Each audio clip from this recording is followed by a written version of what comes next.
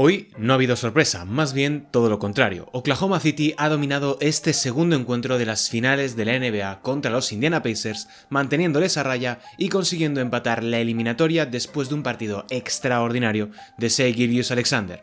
El jugador canadiense ha controlado a placer todo lo que sucedía sobre la cancha y eso ha permitido ahora a Oklahoma poner rumbo a Indianápolis con la serie empatada a 1. ¿Cómo han conseguido los Thunder llegar a empatar esta eliminatoria y cómo se han repuesto después del duro mazazo que fue aquel tiro espectacular de Tyrese Haliburton? Hoy aquí, en Gigantes del Básquet, como siempre, vamos a analizar todo lo ocurrido en la última jornada de la NBA. Bienvenidos y bienvenidas al canal, bienvenidas y bienvenidos a Gigantes del Básquet. Si te gusta lo que hacemos, dale like, suscríbete y déjanos un comentario. Arrancamos.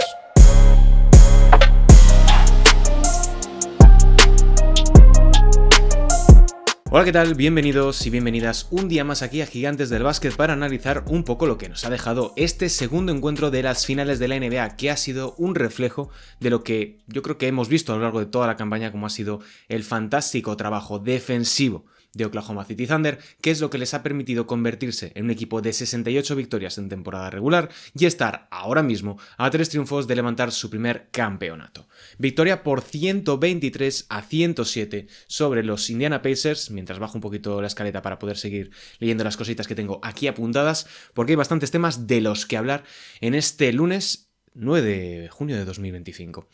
La verdad es que ha sido un partido bastante descafeinado. Teniendo en cuenta lo que vimos en el primer encuentro, donde fue emoción pura, donde sabíamos que los Pacers iban a remontar, aunque no teníamos previsto el desenlace final que acabaría sucediendo, lo que hemos visto en este segundo partido ha sido a unos Thunder mucho más concentrados, a unos Thunder mucho más sólidos y que no han dado opción a Indiana Pacers. Y eso, revisando los datos y después de haber visto el partido en directo, la verdad es que hemos visto un partido que se ha definido por pequeños detalles. En términos de acierto, han tenido unos porcentajes muy parejos. 48,8% y 38,9% en tiros de campo y tiros de 3 para Oklahoma City Thunder, 45,1% y 35% de acierto en triples para Indiana Pacers. Un número de pérdidas similares, 13-15 por Indiana, y lo que ha marcado la diferencia ha sido el tiro libre. El tiro libre ha sido el factor diferencial en este segundo encuentro a favor de los Oklahoma City Thunder. 33 por parte del equipo dirigido por Mark Daigneault y 26 única y exclusivamente para los de Rick Carlisle. ¿Por qué hay esta diferencia? ¿Por qué hay este gap entre los dos equipos? Fundamentalmente por una cuestión de estilos. Oklahoma City ha podido pisar muchas más veces pintura, ha podido penetrar mucho más cómodo de lo que lo han hecho los Indiana Pacers, y eso tiene que ver no por una cuestión arbitral, no por una cuestión de preferencia de uno de los colegiados hacia uno de los dos equipos, sino por una cuestión de estilos. Los Pacers no han sabido superar la defensa interior de Oklahoma City, y eso se traduce no solamente en los tiros libres, sino que en términos de producción en los aledaños del aro, pues bueno, hemos visto que Indiana se ha quedado en solamente 9 tiros de campo en el aro. Oklahoma, por su parte, ha lanzado casi el doble, con 16 tiros en el aro. 34-46 en la batalla de la pintura a favor de Oklahoma City Thunder en términos de puntos, y claro, esto ya pues decanta bastante la balanza a favor de uno de los dos equipos.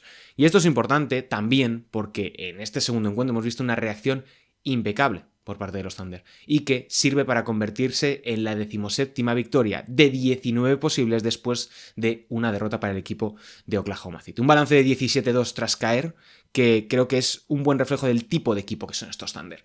Un conjunto que, salvo en 2 ocasiones, ha respondido tras una derrota con una contundente victoria. Y hoy aquí lo hemos visto, y sobre todo ha sido posible gracias a un Shai Gilgeous-Alexander absolutamente brutal, de un nivel increíble, no solamente en términos numéricos, sino a nivel estético. Lo que ha realizado en la media distancia, lo que ha conseguido a la hora de destrozar el bloqueo directo, la defensa del bloqueo directo de Indiana Pacers, que luego iremos un poquito con ello, me parece increíble. Son 34 puntos, 11 de 21 en tiros de campo, es decir, un 52% de acierto, 1 de 4 al triple, 25% de acierto, bastante mal, pero un poco en la línea de lo que estamos viendo de él en lo que va de playoffs. 11 de 12 desde el tiro libre, fundamental el aporte del canadiense desde más allá del 460, porque la línea de tiros libres en Estados Unidos está un poquito más lejos.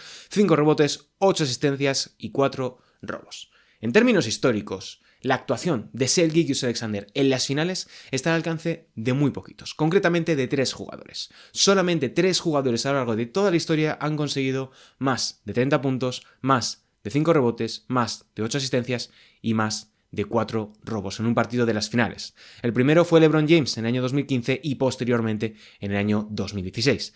Años después vendría Jimmy Butler cuando en 2020 consiguió un partido de este tipo. Y el último en lograrlo no fue otro que Luka Doncic en las pasadas finales.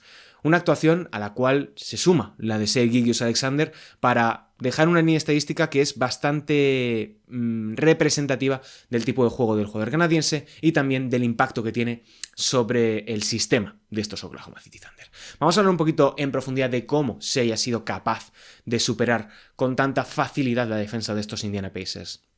Tiene una capacidad increíble para leer el bloqueo directo. No solamente para situaciones sencillas, de cambio, de mismatches, de si es más o menos agresivo el oponente, sino por cómo están posicionados los defensores del equipo rival.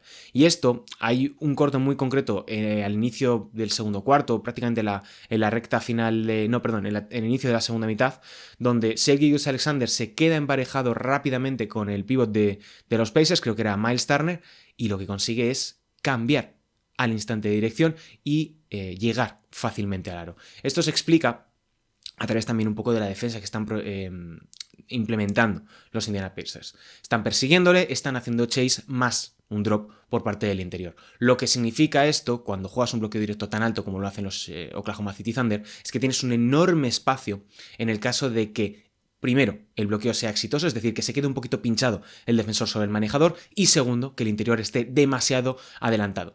Esa situación, con un jugador como Shai Gilgeous-Alexander, que es capaz no solamente de cambiar muy rápido de velocidad, sino también de dirección y encontrando así las diagonales, lo que genera son escenarios donde, pues bueno, los interiores de los Pacers quedan bastante expuestos, no porque hagan una defensa deficiente, sino porque esa capacidad para cambiar de dirección, para jugar el snake o simplemente para atacar ese drop, para atacar ese interior hundido, es lo que acaba marcando la diferencia. De verdad, acudid un poco al revisionado del partido y poned atención en esas acciones de bloqueo directo de 2x2 con Shai como manejador, porque pasan por ahí buena parte de las opciones de estos Thunder para levantar el trofeo de campeón.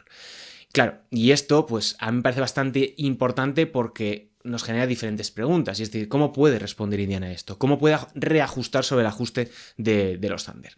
Lo primero que se me ocurre es que podrían colocar una ayuda en el 45 en el lado contrario del bloqueo directo. Esto generaría que pudieran controlar los Pacers mucho mejor todo lo que ocurre alrededor de la bombilla, no solamente para las penetraciones de Shai, sino también para esas acciones de media distancia que lo hace fantásticamente bien el jugador canadiense. El problema de esto es que te la juegas a que en el momento en el que llegue al centro de la bombilla Shai, reparta el balón al 45 y ahí empieza a generarse una serie de desajustes para la defensa de Indiana que puedan derivar en una acción de 3. Depende un poco de lo que quiera afrontar o cualquiera que sea el mal que les haga más daño a estos Pacers, el ataque de los Thunder. La segunda opción es empezar a pasarle los bloqueos por debajo a Shai Gilgeous-Alexander, lo cual, pues bueno, puede automáticamente llevarnos a pensar, vale, pues entonces va a incrementar su volumen de lanzamiento en step back o en tiro tras bote, lo cual no sería en absoluto negativo desde el punto de vista de los Pacers, pero el problema de esto es que cuando tú pasas un bloqueo por debajo, lo que permites es al manejador tener una capacidad de, o bien jugarte el rebloqueo, donde ahí Shai es buenísimo, ya sea para volver a cambiarte de ángulo, o bien para jugarte el reset, que es decir, no tomar el bloqueo, sino irte por el espacio que deja vacío el oponente.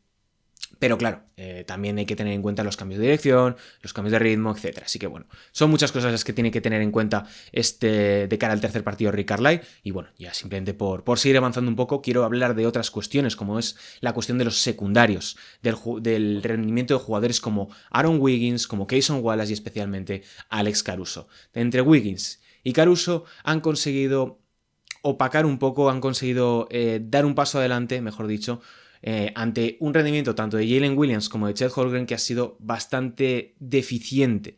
Yo creo que comparado con lo que habíamos visto en el primer encuentro, al menos en el caso de Jalen Williams, que a mí personalmente me había gustado bastante. Pero la clave, como siempre con estos Thunder, no es lo que hacen en ataque, sino lo que hacen en defensa. Y en defensa, pues bueno, han dejado completamente anulados a los Pacers en este segundo encuentro.